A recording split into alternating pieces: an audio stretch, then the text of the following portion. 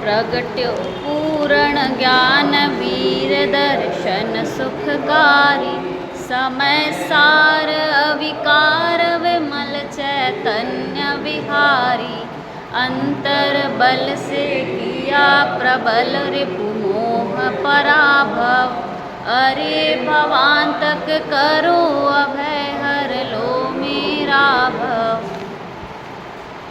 सीमंदर भगवान वेद अरिहंत परमात्मा जो अभी भी विद्यमान कहाँ पर हैं? विदेश क्षेत्र में अभी भी विद्यमान है, जिनकी निरंतर दिव्य ध्वनि खिर रही है, भव्य जीव उसका लाभ ले रहे हैं। महावीर भगवान को तो गए 2500 वर्ष हो गए, लेकिन अभी विद्यमान में कौन है जिनकी दिव्य ध्वनि खिर रही है? वे सीमंदर भगवान हैं। क्या? 1 कोटि पूर्व की, 1 कोटि पूर्व तक वे रहेंगे। और वह अपन ने पिछले बार भी देखा था कि जो सीमंदर है, जो नाम है, वो उस पद का नाम है, उस व्यक्ति का ना, किसी व्यक्ति का नाम नहीं है सीमंदर। मतलब उस पोजीशन पे इनके मोक्ष जाने के बाद यदि कोई और तीर्थंकर उस पद पर आएंगे तो उनका नाम भी क्या रहेगा? सीमंदर ही रहेगा। ठीक है, तो देखो इसमें पूजन, इसमें स्थापना का छंद देखते हैं। भव समुद्र सीमित कियो सीमंदर भगवान। पहले तो ये पूजन किसने लिखी है? डॉक्टर हुकुमचंद जी ने लिखी, दादा, छोटे दादा है ना, उन्होंने। तो सीमंदर, इनके नाम से ही समझ में आ रहा है कि जो सीमा को धरे हुए हैं। किसको धरे हुए हैं? सीमा को धरे हुए हैं। क्या कह रहे हैं? भव समुद्र सीमित कियो सीमंदर भगवान। हे सीमंदर भगवान, आपने भव रूपी समुद्र को क्या कर दिया है? सीमित कर दिया है। अब आपके भव बचे हैं क्या? नहीं बचे। अपन को तो लग रहा है कि 1 कोटि पूर्व की आयु है। अरे 1 कोटि पूर्व की आयु भले ही हो, परंतु 4 घातीय कर्म के नाश से जो सुख वे भोग रहे हैं, उस सुख में और सिद्धों के सुख में कोई अंतर है क्या? उस सुख में और सिद्धों के सुख में कोई अंतर नहीं है। 1 कोटि पूर्व की आयु होते हुए भी कैसे हैं वे? वैसा ही सुख भोग रहे हैं जैसे सिद्ध शिला में सिद्ध भगवान भोग रहे हैं। अनंत दर्शन, अनंत ज्ञान, अनंत सुख, अनंत वीर के धनी हैं अभी भी, वर्तमान में भी। संसारी होते हुए भी कैसे हैं? मुक्त हैं। तो भव समुद्र सीमित कियो, हे सीमंदर भगवान, आपने क्या कर दिया? भव रूपी समुद्र को सीमित कर दिया। तो क्या कह रहे हैं? समुद्र की कोई सीमा होती है क्या? कि लौकिक समुद्र की भले सीमा ना हो, उसको कोई पार ना कर पाए, लेकिन भगवान आपने जो भव हैं, अनंत भव, जिन जो अभव जीवों के अनंत भव हैं, वैसे अभव के अनंत भव होते हैं। आपके भव बचे हैं क्या? कि नहीं, आपके भव का क्या आ गया है? अंत आ गया है। आपने भव रूपी समुद्र का किनारा कर लिया। अब क्या आगे क्या लिख रहे हैं? कर सीमित निज ज्ञान को प्रगट्यो पूर्ण ज्ञान। क्या सीमित करके? किसको सीमित करके? कि अपने ज्ञान को। कौन से ज्ञान को?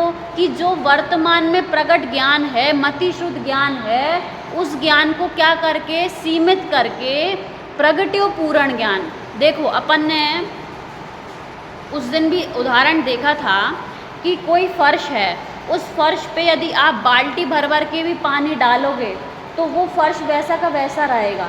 परंतु यदि कोई नल है जिससे बूंद बूंद पानी गिरता है, उस बूंद बूंद पानी गिरने से उस फर्श में क्या हो जाता है? गड्ढा पड़ जाता है, छेद हो जाता है।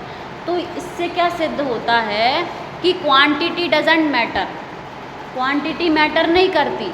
क्वांटिटी भले ही उस बूंद की अपन को कितनी दिख रही है? छोटी सी, परंतु उस बूंद की निरंतरता ने उस फर्श पर जिस प्रकार से छेद कर दिया, उस प्रकार आचार्य देव कह रहे हैं कि तू दुखी मत हो कि मुझ में इतना सा ज्ञान है, मुझे इतना सारा पढ़ना है, मुझे ये करना है, वो करना है।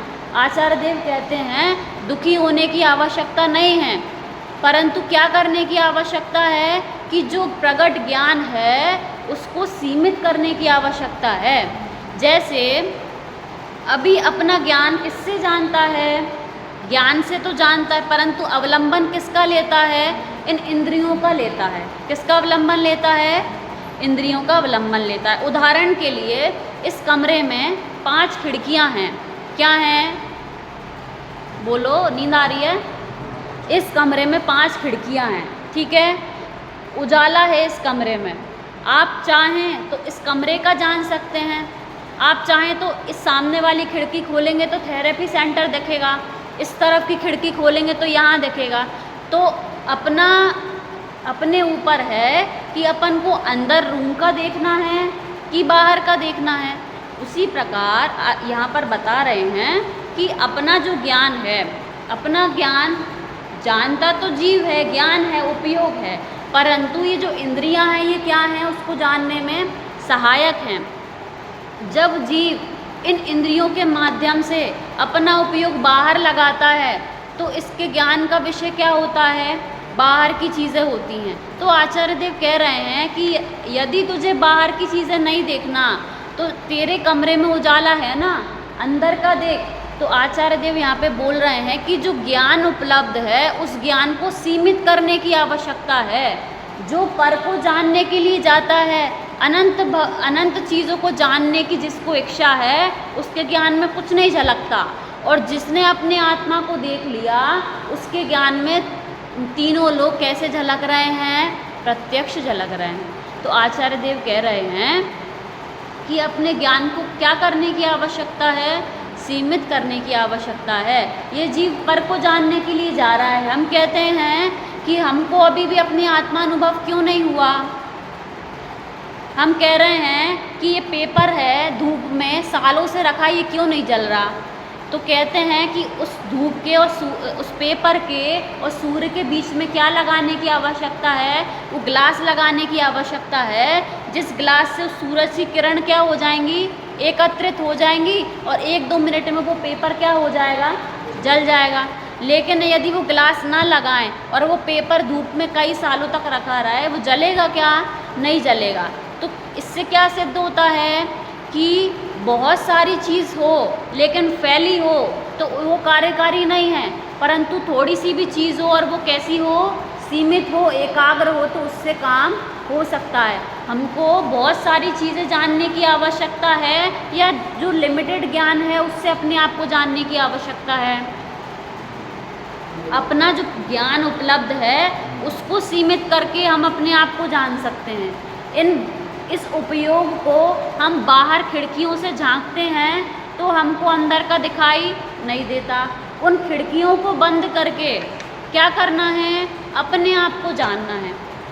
सबने मूवी देखी है थिएटर में, दुर्भाग्य से सब गए होंगे थिएटर। तो थिएटर में जब अपन मूवी देखते हैं तो कैसा होता है, पूरा अंधेरा चाहिए होता है ना। थोड़ी सी भी लाइट यदि होगी तो जैसा अंधेरे में दिख रहा था वैसा दिखता है क्या, नहीं दिखता। तो आचार्य देव बता रहे हैं यहाँ पर कि जैसे उस थोड़ी सी भी लाइट ने आपको मूवी देखने में डिस्टर्ब कर दिया, ऐसे ही 5 इंद्रियों में से यदि एक भी इंद्रिय सक्रिय होगी, आप अपने आप को जान पाएंगे क्या, नहीं जान पाएंगे। ये इंद्रियों से जब जीव बाहर अपना उपयोग लगाता है तो उपयोग अंदर में नहीं लग पाता। तो क्या कह रहे हैं कि हे सीमंदर भगवान, जैसे अभी हम हैं वैसे ही पहले आप भी थे, परंतु आपने क्या किया, अपने ज्ञान को क्या कर दिया, कर सीमित निज ज्ञान को प्रगट्यो पूर्ण ज्ञान। केवल ज्ञान प्रकट किससे हुआ, उपलब्ध मति शुद्ध ज्ञान से ही केवल ज्ञान प्रकट हुआ। फिर क्या लिख रहे हैं, प्रगट्यो पूर्ण ज्ञान वीर दर्शन सुखकारी। ये तो समझ में आ गया कि क्या प्रकट हो गया, पूर्ण ज्ञान, वीर, दर्शन और सुख। हे प्रभु, अभी हमारा ज्ञान कैसा है, अल्प है। अभी हमें सुख तो थोड़ा बहुत आता है, परंतु क्या लगता है कि सुख कहाँ से आ रहा है, पर से आ रहा है। परंतु आपका जो सुख है, जो वीर्य है, जो दर्शन है, जो ज्ञान है, वो कैसा है, पूर्ण ज्ञान है।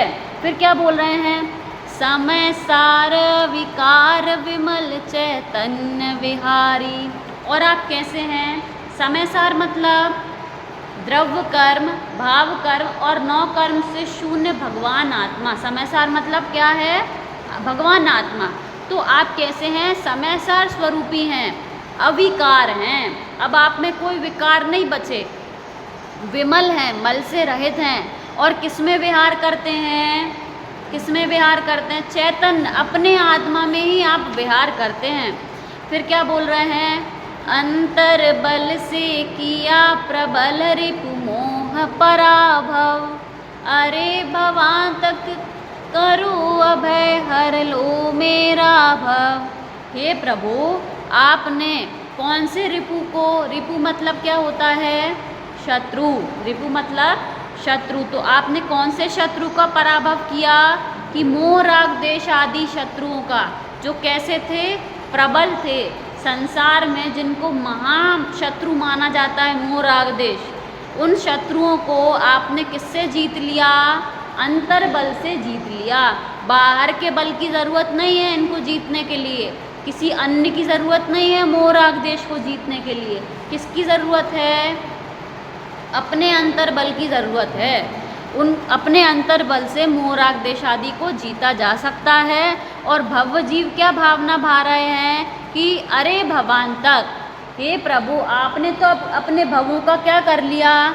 अंत कर लिया। अब क्या करो? मुझे भी अभय कर दो, मेरे भी सारे भय चले जाएं और मैं भी कैसा हो जाऊं? आपके समान हो जाऊं।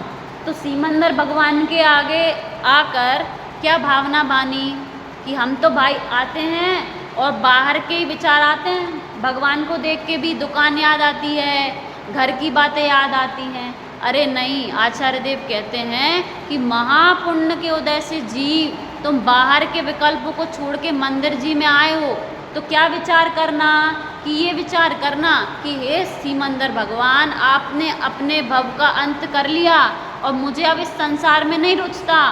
पहले अनंत भव इस जीव ने धारण किए, कई कई सूकरी कुकरी क्या क्या बना, मैं इसको माँ बनाया, उसको पिता बनाया। अब मैं इस सब से क्या कर, अब मैं थक गया हूँ इन सब से। तो जैसे आपने अपने भव का अंत कर लिया, हे सीमंदर भगवान, मुझे भी अब इस संसार का किनारा चाहिए। तो आचार्य देव क्या कह रहे हैं कि भगवान को देख के क्या सीखो? कि जैसे भगवान की नासाग्र दृष्टि है, वो क्या बता रही है कि जैसे उन्होंने अपने ज्ञान को सीमित कर लिया, तुम भी क्या कर लो? अपने ज्ञान को सीमित कर लो। क्या कह रहे हैं देखते हैं। अब अपन जल का छंद पढ़ते हैं। प्रभुवर तुम जल से शीतल हो, जल से निर्मल विकारी हो। मिथ्यामल धोने को जिनवर, तुम ही तो मल परिहारी हो। तुम सम्यक ज्ञान जलोदधि हो, जलधर अमृत बरसाते हो। भविजन मन मीन प्राणदायक, भविजन मन हे ज्ञान पयोनिधि सीमंदर। यह ज्ञान प्रतीक समर्पित है, हो शांत गेय निष्ठ।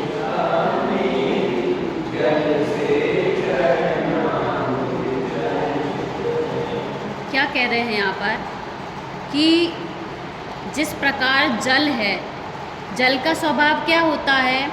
शीतलता होता है। और जल हमें कैसा होता है? मल को परिहार करने वाला होता है। गंदा पानी भी हो और आपके पैर में कीचड़ लगा हो, साबुन का पानी है और आपके पैर में कीचड़ लगा है, तो उससे पैर धुलेगा कि नहीं धुलेगा? कि धुल जाएगा। और पानी कितना भी गर्म हो और आग लगी हो, उससे आग बुझ जाएगी कि नहीं बुझेगी?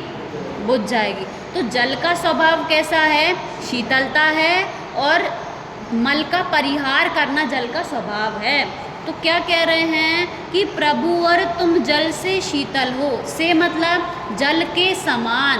हे प्रभु, आप जल के समान कैसे हो? शीतल हो। और जल से निर्मल अविकारी हो। जल से मतलब जल के समान निर्मल हो और कैसे हो? अविकारी हो। पानी गंदा होता दिख रहा है, परंतु उसको उबाल कर या अन्य क्रियाओं से अपन उसको स्वच्छ कर सकते हैं ना। उसी प्रकार आप कैसे हैं? अविकारी हैं जल के समान। कैसे अविकारी हैं? कि जिस प्रकार गर्म पानी भी शीतल करता है, ऐसे ही आप कैसे हैं? जल के समान शीतल हैं। देखो नीचे क्या लिखा है? मिथ्यामल धोने को जिनवर, तुम ही तो मल परिहारी हो। जिस प्रकार जल से गंदगी धोई जाती है, उसी प्रकार भव्य जीव भगवान के समक्ष आकर अपना क्या धो लेते हैं? मिथ्यामल धो लेते हैं। तुम ही तो, ही मतलब आप ही जगत में अन्य कोई भव्य जीवों के मिथ्यामल धोने को कार्यकारी नहीं है। हे प्रभु, मात्र आप ही मुझे कैसे दिखाई दे रहे हैं जो मेरे अज्ञान को दूर कर सकते हैं। हे सीमंदर भगवान, आप जिस प्रकार जल के समान निर्मल हो गए हैं, उसी प्रकार मैं भी कैसा आपके समान क्यों, आपके समक्ष क्यों आया हूँ कि ये जो मिथ्यामल है इसको क्या करने आया हूँ? धोने आया हूँ। आगे क्या लिखा? तुम सम्यक ज्ञान जलोदधि हो, जलधर अमृत बरसाते हो। भगवान के ज्ञान को किसकी उपमा दी है? जलोदधि, जो जल को रखता है। जल को रखने वाला मतलब समुद्र, कि आपका ज्ञान कैसा है? समुद्र के समान असीम है। और जलधर अमृत बरस, जलधर मतलब बादल। जिस प्रकार बादल पानी को बरसाते हैं, आप किसको बरसाते हो? अमृत को बरसाते हो। कौन से अमृत को? दिव्य ध्वनि। भगवान की दिव्य ध्वनि किसका काम करती है? अमृत का काम करती है। अपन से ही लगाओ कि यदि अपन को ये जनवाणी नहीं मिलती तो सोचो अपनी कषाएं कितनी तीव्र होती। कई चीज़ों में, छोटी छोटी चीज़ों में अपन को संसार में लोग कितनी कितनी कषाय करते हुए दिखाई देते हैं, और उनको अपन चुटकियों में कैसे कि अरे ऐसे ही होना था ना तो हो गया। जिस जीव का, जिस वस्तु का जैसा परिणमन होना था वैसा हो गया। जैसे कई बार जैसे बच्चों से घी फैल जाता है घर पर, तो जिसकी माँ नहीं समझती वो उसको सुबह से शाम तक सिर्फ उस घी के लिए क्या करती है? डांटती रहती है। और जो माँ समझदार है वो क्या करती है कि ऐसा ही होना था बेटा, कोई बात नहीं, अगली बार से क्या करना, ध्यान रखना। तो उसी एक सिचुएशन में एक इतनी कषाय करती हुई दिखाई दे रही है, और उसी सिचुएशन में दूसरी समझदार है जिसने जनवाणी का अमृत पान किया है, वो छोटी सी चीज़ को ऐसे भूल गई कि चलो ठीक है जैसा ही होना था।